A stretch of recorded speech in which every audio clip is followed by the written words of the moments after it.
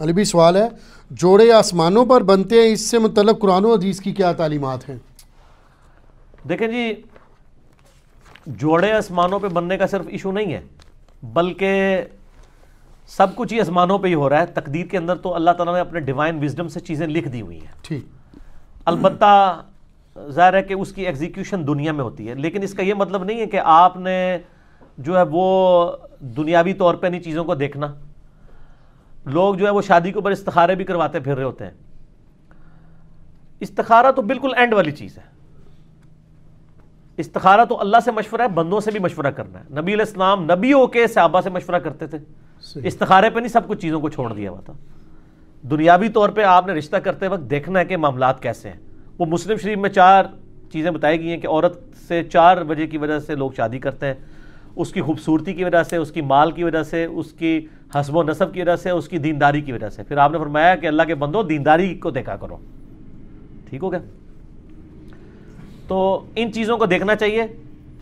باقی اگر کسی کی قسمت میں کوئی مسئلہ لکھا ہے تو وہ تو آپ دیکھ لیں، حضرت نوح علیہ السلام اور لوط علیہ السلام 2 پیغمبر ہیں، سورہ تحریم کا آخری رکوع پڑھ کے دیکھ لیں، ان کی بیویاں بھی کافرہ نکلی ہیں، وہ ایک علیحدہ معاملہ ہے۔ اپنی طرف سے کوشش کریں، باقی تقدیر میں جو کچھ لکھا ہے وہ اللہ نے اپنے علم سے لکھا ہوا ہے، مستقبل میں ہونے والا، نہ کہ ہمیں اس تقدیر کا پابند کیا ہوا ہے، بلکہ جو کچھ ہونا تھا وہ اللہ کے علم میں پہلے سے تھا، نہ یہ کہ اس نے پابند کیا کہ ہم یہ کریں۔ جی، البتہ جب ہو جائے نا، پھر آپ یہ کہہ سکتے ہیں کہ میری نصیب میں یہ لکھا تھا۔ ایک بندہ پیپر دینے کے لیے اسکول ہی نہیں جاتا اور فیل ہو جاتا ہے، پھر کہ جی میری قسمت میں ہی لکھا تھا، وہ تو خود ہی نہیں گیا، خالی پیپر دے آیا، فیل آیا ہے، ٹھیک ہے؟ تو قسمت میں یہ لکھا تھا کہ اگر خالی پیپر دے گا تو فیل ہی ہوئے گا، اور اگر پڑھایا دے گا تو پاس ہو جائے گا، یہ بھی لکھا سی قسمت، تو اسی وہ اڈاپٹ کر لیا، ٹھیک ہو گیا؟ باقی دعا کی تو امپورٹنس ہے، صحیح مسلم میں حدیث ہے، جو شخص یہ چاہے کہ اس کی عمر دراز کر دی جائے اور اس کے رزق میں برکت ہو تو وہ اپنے رشتہ داروں سے صلہ رحمی کرے۔ رشتہ داروں کے ساتھ اس نے سلوک کرنے سے آپ کی دولت بھی بڑھتی ہے اور عمر بھی۔ اور رشتہ داروں میں پہلے نمبر پہ ماں باپ، بیوی، بچے اور بہن بھائی ہیں، باقی بعد میں۔ لوگ رشتہ داروں سے فوراً سمجھتے ہیں کزنز، اور بہن بھائیوں کو چھوڑ دیتے ہیں، ماں باپ کو چھوڑ دیتے ہیں، بیوی بچوں کو چھوڑ دیتے ہیں۔ تو بخاری اور مسلم دونوں میں یہ حدیث ہے کہ جس شخص کی یہ خواہش ہو کہ اس کے رزق میں برکت ہو اور عمر میں برکت ہو جائے، وہ اپنے رشتہ داروں کے ساتھ اس نے سلوک کرے۔ ظاہر ہے اس نے سلوک یہ ہے کہ آپ نے اخلاقی طور پہ بھی اور مالی مدد بھی ان کی کرنی ہے، ٹھیک۔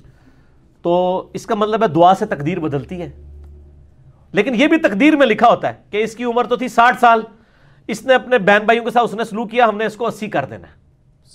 اب وہ کرے گا تو ہو جائے گا۔ اب دنیا میں اگر کوئی شخص بسم اللہ پڑھ کے ساکٹ میں 2 انگلیاں دے دے گا تو انشاءاللہ تعالیٰ وہ مر جائے گا۔ فزیکل فنامنا تو چلیں گے نا، گہانی آفتیں ٹلتی ہیں دعاؤں سے۔ جو آپ آفت اپنے اوپر خود لائیں گے وہ تو نہیں ٹلے گی۔ آپ بسم اللہ الذی لا یضر پڑھ کے تو کوبرا سام کے منہ میں ہاتھ دے دیں تو یہ تو نہیں ہے، ناگہانی آفتیں ٹلیں گی۔ تو تقدیر کا مسئلہ بھی ہے۔ یہاں پہ بھی جوڑوں پہ لوگ کہتے ہیں نہیں میری قسمت میں لکھا ہوا تھا، ہاں جو ہو جائے اس کے بعد آپ کہہ سکتے ہیں، جس طرح بخاری مسلم میں آتے ہیں آدم علیہ السلام نے کہا کہ میری قسمت میں یہ لکھا تھا، تو ظاہر ہے پھر واقعی لکھا ہوا تھا۔ ایک بندے نے بھی غلط کام کیے نہیں اور کہ جی میری قسمت میں لکھا ہے کہ میں کرنا ہے، تو میں کہتا ہوں، ایک بندہ کہتا ہے میری قسمت میں لکھا ہے کل فجر کی نماز میں نے نہیں پڑھنی، تو سر میں ابھی آپ کی قسمت میں بدل دیتا ہوں کہ فجر کی نماز فلاں مسجد کی پہلی صف میں پڑھو، 1 لاکھ روپے لے لینا، یہ لو چیک۔ دنیا کے سارے شیطان مل کے تجھ سے ایک فجر نہیں چھڑوا سکیں گے، تو تیری قسمت اینج بدلی نا، ٹھیک ہے نا؟ اور تقدیر کے اوپر مسئلہ نمبر 104 ABC 3 میرے لیکچر ہیں، میں نے ڈیٹیل کے ساتھ اس میں بتایا کہ بدقسمتی انسان خود کماتا ہے۔ اور سورہ طٰہٰ کے اندر بھی ایک آیت آتی ہے، اب یہ کریٹیکل ٹاپک ہے تو میں وہ آیت چاہ رہا ہوں یہاں پہ کوٹ کر دوں، بالکل اینڈ کے اوپر جاتی ہے۔ اللہ نے فرمایا بدبخت کون ہوتا ہے؟ وہ ہوتا ہے جو اپنی بدبختی خود کماتا ہے۔ سورہ طٰہٰ کی آیت نمبر ہے 123، یہ اب انگریزی عربی میں بعض کا تو میں 2 کو 3 پڑھ جاتا ہوں، وہ اس طرح جڑا ہوا لکھا ہوتا ہے چھوٹا سا۔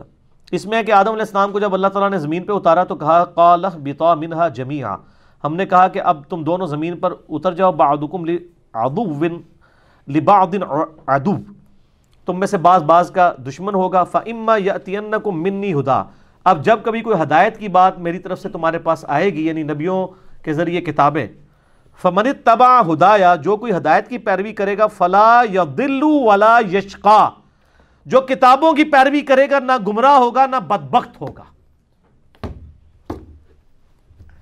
قرآن کی پیروی کرنے والا بدبخت نہیں ہوتا. سبحان اللہ. قرآن کہہ رہا ہے سورہ طٰہٰ آیت نمبر 123, جو نبیوں پر اتری ہوئی کتابوں کی پیروی کرے گا لا یضل ولا یشقی. ٹھیک ہے جی, نہ وہ گمراہ ہوگا اور نہ شکی ہوگا. کیوں؟ بدبختی انسان خود کماتا ہے. وہ چیز شیطان نے مسجد میں نہیں جانے دیا. میں کہتا ہوں آج اناؤنسمنٹ ہو کے مسجد میں نماز فی نماز کے اوپر 10,000 روپے گورنمنٹ دے گی, شیطان کا پیو بھی نہیں کچھ کر سکتا.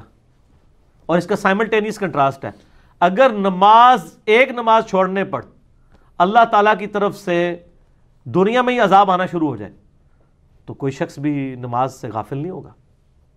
اگر انسان مسجد کی طرف نہ جائے تو اس کے پاؤں پہ اسی وقت فالج گرے تو اگلی نماز کے لیے تو کہے گا یا اللہ ایک بار میری ٹانگیں ٹھیک کر دے, میں پہلے ہی جا کے مسیتی پہ جاؤں گا. تو دنیا کو اللہ نے فزیکل چیزوں کے ساتھ جوڑا ہوا ہے, آخرت چونکہ ادھار ہے, چھپی ہوئی ہے, اس لیے انسان جو ہے اس معاملے میں سستی کر جاتا ہے.